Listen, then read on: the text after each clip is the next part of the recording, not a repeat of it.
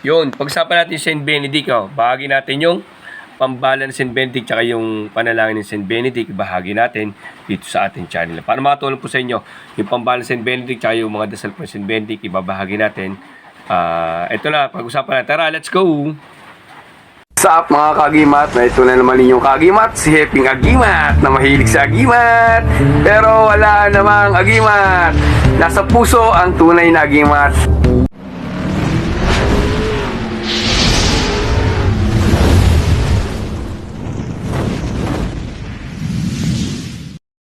Di ba magpalang araw sa inyo mga kagimat, no?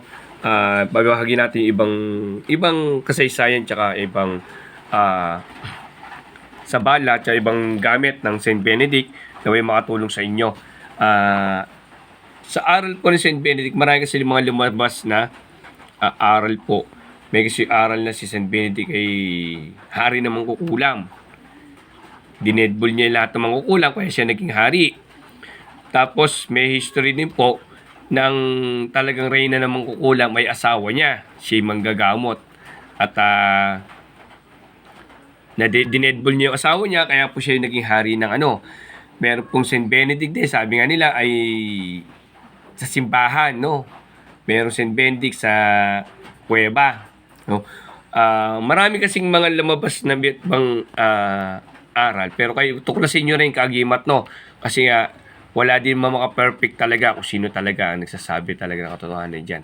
Kayo di makakasumpong ng katotohanan. Ito yung mga dagdag idea lang po para sa ating pagsasaliksik, no? Ito yung matagal ko na pong aklat din, ilang years na po nagaling sa aking mga maestro.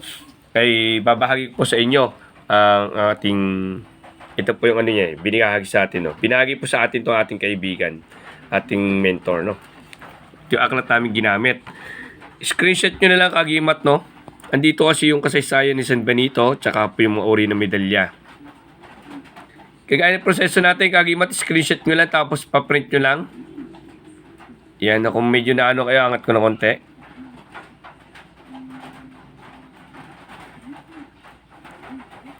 Same lang tayo kagimat, no? Screenshot nyo lang uli. Naway makatulong sa inyo ito mga kagimat. Ito matagal na pong aklat sa akin.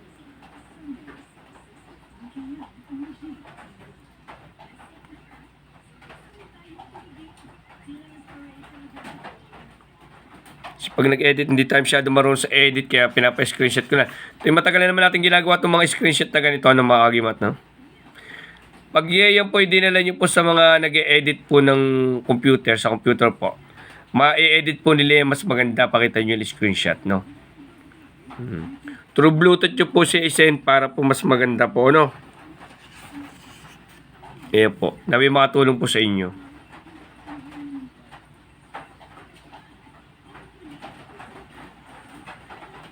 Screenshot nyo lang mga kagimat. Alam ko naman makakatulong sa inyo to.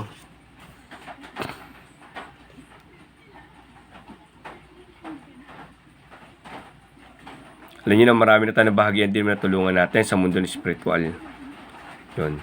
Hiling ko na sa inyo, pag natuto kayo, iwasan nyo makipagtalo, makipagbatikusan, makipag-away sa social media. Wala po mangyayari sa awayan sa social media, naway tayo magtulungan. Hindi na natapos ang away sa ating social media. Ayun po sa bala po ni Saint Benedict. Mamimili lang kayo dyan, kagimat, no?